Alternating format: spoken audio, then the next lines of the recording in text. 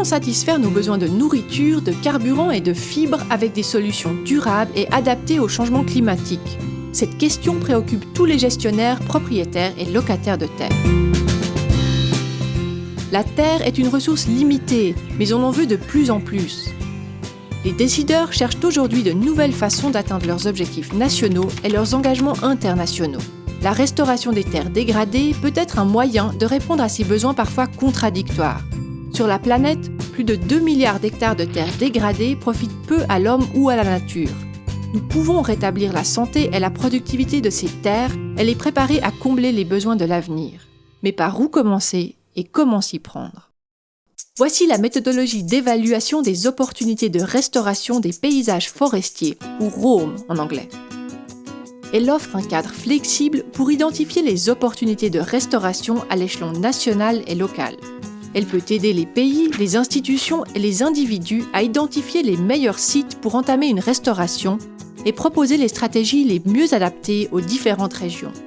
ROAM explique comment ces stratégies peuvent répondre à des objectifs importants pour le développement rural, la conservation de la biodiversité, ainsi que la sécurité des aliments, de l'énergie et de l'eau. Le processus commence lorsqu'une entité détenant les droits de gestion des terres décide d'en restaurer une portion. Elle se demandera alors quels sont les principaux problèmes causés par la dégradation, puis elle essaiera de définir les objectifs de l'intervention. Une fois ces objectifs fixés, une équipe d'évaluation peut être constituée. Elle sera composée d'un chef, d'un économiste, d'un agronome et d'un expert en sciences sociales.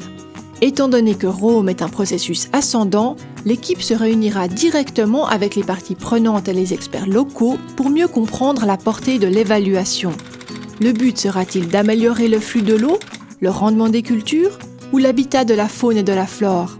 Les activités de restauration peuvent amener beaucoup de bénéfices variés. Ensuite, l'équipe et ses conseillers locaux identifieront les types de terres dégradées dans la région où est menée l'évaluation et détermineront dans chaque cas les interventions de restauration les mieux appropriées. Par la suite, ils recueilleront et analyseront les données sur les aspects physiques et écologiques de la terre, les facteurs sociaux et économiques ainsi que le cadre politique, juridique et institutionnel de la restauration. Chaque type d'analyse renforcera les autres. En combinant les meilleures données disponibles avec les connaissances locales, on obtiendra une vue d'ensemble, même là où il manque des informations. Les résultats de ROAM mettront l'accent sur les coûts et les avantages des options de restauration, les meilleurs sites pour lancer une restauration, ainsi que les analyses des options financières et des instruments politiques à renforcer ou mettre en place pour s'assurer de la réussite du processus.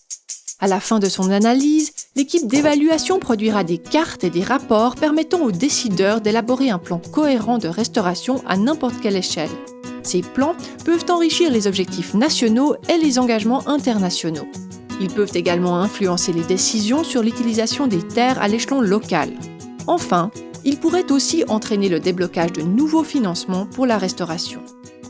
La méthodologie ROAM définit la base de connaissances et l'engagement collaboratif nécessaire pour comprendre les compromis liés à l'utilisation des terres à grande échelle et pour permettre à tout utilisateur de commencer à rétablir la santé et la productivité des zones dégradées.